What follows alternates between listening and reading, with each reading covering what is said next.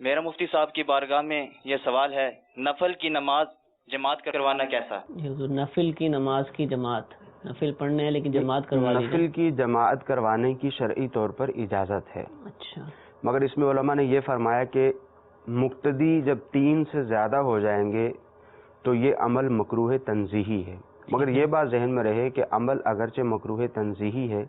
مکروہ تنزیہی کا حاصل یہ ہے کہ وہ خلاف اولا ہے۔ ٹھیک ہے، جیسے اگر کوئی شخص کسی مکروہ تحریمی کا ارتکاب کرتا ہے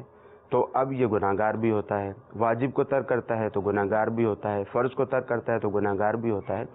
مگر مکروہ تنزیہی ہے تو اس کا جو حاصل ہوگا وہ یہ ہے خلاف اولا، یعنی اگر 10 اسلامی بھائی، 20 اسلامی بھائی، 50 اسلامی بھائی مل کے نماز کی ادائیگی کرتے بھی ہیں،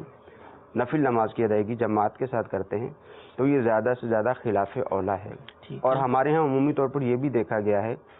کہ لوگوں کا طرز عمل یہ ہے کہ لوگوں کو نیکی کی طرف مائل کرنے کی بجائے نیکی سے دور کرنے کی کوشش کرتے ہیں، حالانکہ یہ طریقہ کار بالکل غلط ہے، ایسا نہیں ہونا چاہیے۔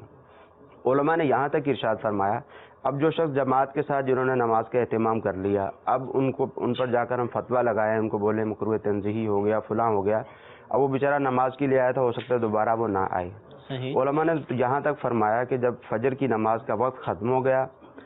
اب سورج طلوع ہو گیا، اب یہ مکروہ ٹائم ہے، 20 منٹ جو ہے وہ مکروہ ٹائم ہے، اس کے بعد کوئی شخص نماز کی ادائیگی کر سکتا ہے۔ اب ایک شخص آیا، نماز کا ٹائم ختم ہو چکا تھا، وہ فرض پڑھنے کے لیے کھڑا ہو گیا، علماء نے فرمایا اس کو بھی منع نہ کیا جائے، ٹھیک ہے، یہ فرائض کی ادائیگی کر لے، اس کے بعد اس کو مسئلہ سمجھا دیا جائے کہ یہ جو جس وقت میں تم نے نماز پڑھی ہے اس وقت میں نماز پڑھنے کی اجازت نہیں تھی۔ ٹھیک ہے، تو اس طرح لوگوں کو نیکی کی طرف مائل کرنا چاہیے، یہ طریقہ کار نہیں ہونا چاہیے کہ ایک دم ان کو جو منع کر دیا جائے، پھر وہ ایسی بات بھی نہیں ہے کہ وہ کوئی گناہ کی بات ہو، ٹھیک ہے، وہ زیادہ سے زیادہ مکروہ تنزیہی ہے، اور علماء کا اس میں اختلاف بھی ہے۔